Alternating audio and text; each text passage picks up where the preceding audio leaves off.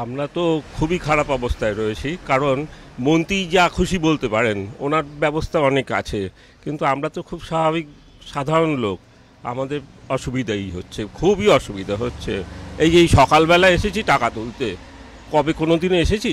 দেখুন, আমাদের বেশি তো টাকা দরকার নেই, 2,000-3,000 ডেলি হলে দরকার আছে, কিন্তু we not getting that kind of money. আমি ভাবুন, সকালে 5টার সময় বেরিয়েছি, আমি পুরো এই নিউলিপুর অঞ্চল, আপনি টলিগঞ্জ, ফাঁড়ি, বেহালা, তারাতলা পুরো যত প্রায় 40-50 এটিএম ঘুরেছি, কোনো একটা এটিএম মধ্যে পয়সা নেই। যদি আপনার ফাইন্যান্স মিনিস্টার বা এই মিনিস্ট্রিকে বা সেন্ট্রাল মিনিস্ট্রিকে যদি ইমপ্লিমেন্ট করা ছিল, they should have made a proper setup implementation. You see, these trays are not feasible. এই ট্রেগুলো it cannot give out 500 আর 2,000 টাকা নোট, এটা ভ্যালিড দিতে পারবে না, ডিস্ট্রিবিউট করতে পারবে না। তাহলে why have they done this? why আমরা যে নর্মাল লোক আছে, অর্ডিনারি লোক আছে, ওরা ক্রাইসিসে পড়ছে।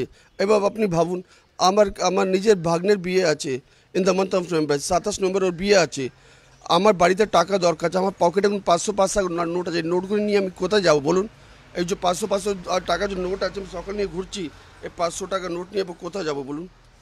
এই টাকা আমি 500 টাকা নিয়ে কোথায় যাবো? আমি কেউ টাকা নিচ্ছে না। আপনি বলছেন পেট্রোল পাম্প টাকা নিচ্ছে। এত কালকে একটা ডক্টর কাছে গেছি, আমার অসুবিধা আছে, I was not well yesterday, আমি ডক্টর কাছে গিয়ে ডক্টর 500 টাকা নিয়ে রিফিউজ করে দিয়েছে আমাকে।